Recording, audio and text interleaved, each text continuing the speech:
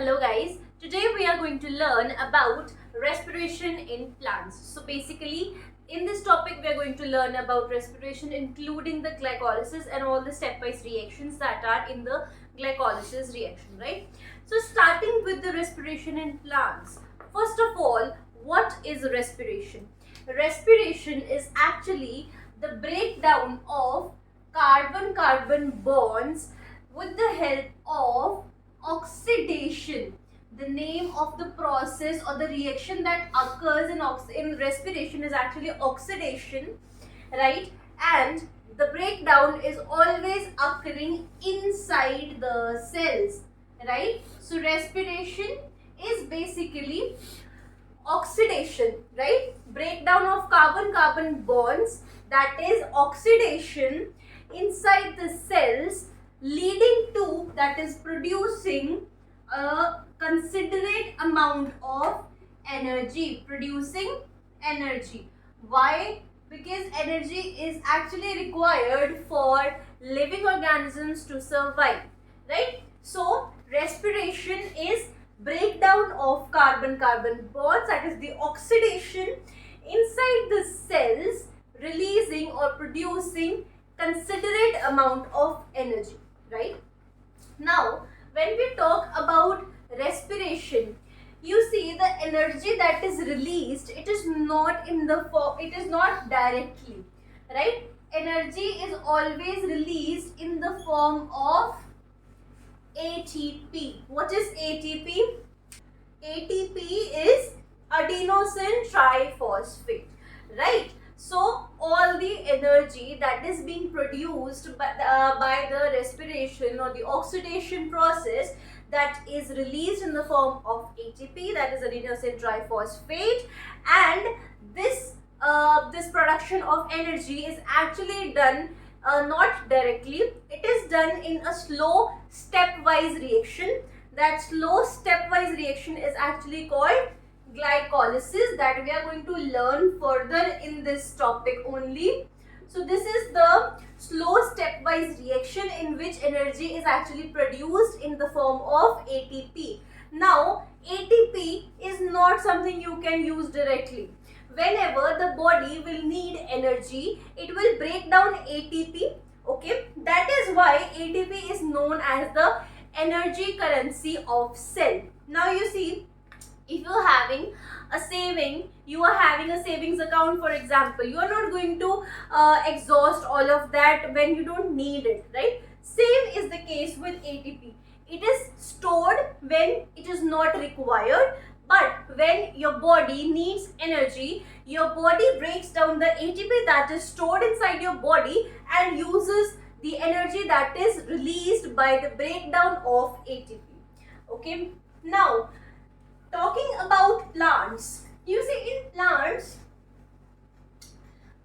do not have specialized organs or systems like humans have for respiration or for breathing. For example, humans have lungs, right? Or many animals have gills, right? But have you heard of anything like that in plants? No. Plants do not comprise of any specialized organs or systems inside their bodies to respire, to do the metabolic processes. Okay. Now, how does then plant complete the metabolic reactions that are actually required for them to complete? They have a very simple mechanism. First of all, if you notice any plant, the surface area of the plant is large. All of these cells are near to the surface area, right? Most of the parts of the plant are flat, they are not much thick, okay? That means that most of the cells are actually in direct contact with the atmosphere, okay? Now when most cells are in direct contact with the atmosphere, they can attain the moisture from air, they can have the solar energy for photosynthesis, right? They do not need to transfer it from one part to the other, they do not need to transfer the energy, okay? So all the parts of the plant actually do their own processes on their own, right? So first point for the plants is the roots, stems and leaves in the plants, they respire at a very low rate. Roots, stem and leaves respire at a low rate. Then the second point is most of the cells of the plant are near the surface. That means the distance it has to travel is not much. That means the energy, it does not require much energy, right? So distance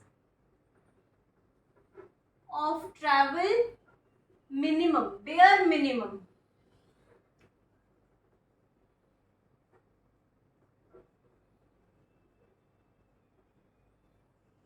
Then the third point is that now you see when most of the parts of the plant are actually near the surface, most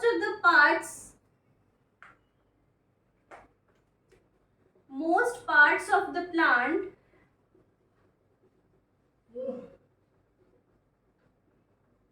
takes care of their own gas exchange, right? When they are near to the surface, then they can actually do their processes on their own. Takes care of their own gas exchange. Now what does this mean that they are taking care of their own gas exchange? This also is an evidence for why the traveling is not required much. It is bare minimum. This is the reason, because most of the plants are actually doing their own work, so they don't need anything from the other part of the plant, right? Also, because of this, there comes a very important point, that is transpiration.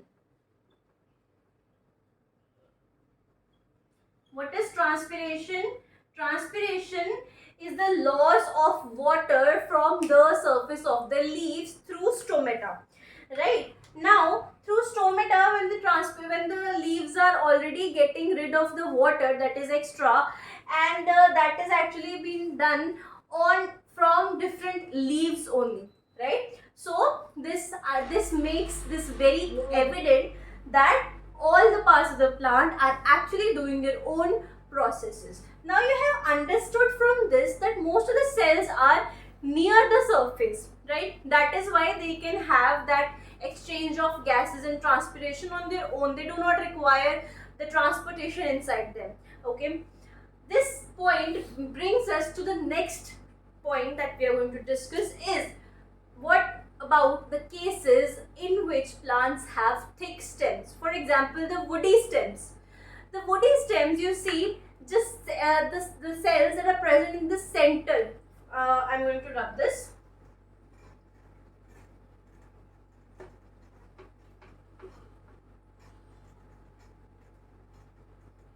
Now you see the cells which are present. For example, this is the transverse section. Don't mistake it to the other one. This is the transverse section. This is the bark of the tree, right? Now the cells, those are present at this border, on the border. They are the living cells, okay? The cells which are present inside central part. The central part is not having access to any air or any nutrients or any animal that is not going inside the bark, in the center of the bark, right? So at this point, either the stem, either the bark needs good transportation, but it does not happen. So these are actually the dead cells that are inside the center, inside of the bark. These are dead cells, right? And what are these called? These are called lenticels. So lenticels are the cells that are present inside the central portion of the bark and are actually the dead cells, and so they cannot grow, they cannot multiply, they cannot do any of the metabolic processes, right? On the other hand, the cells that are present near the border, towards the surface, where the surface area, on the surface area actually, they are the living cells. Further, we are going to start with the stepwise reaction of the glycolysis. Glycolysis. Now, first of all, what is glycolysis? You understand from this word only, glyco and lysis.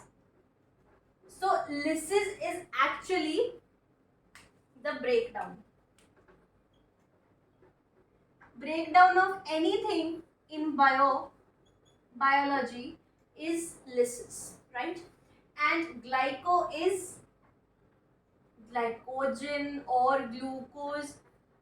You can say any of these related compounds. So this is actually the breakdown of glycogen or glucose, that is the glycolysis. Okay. Now you see, glycolysis is also known as EMP pathway, right? Now why EMP? Because the scientists who developed the process of glycolysis, it is after their name. They were three scientists. They are Emden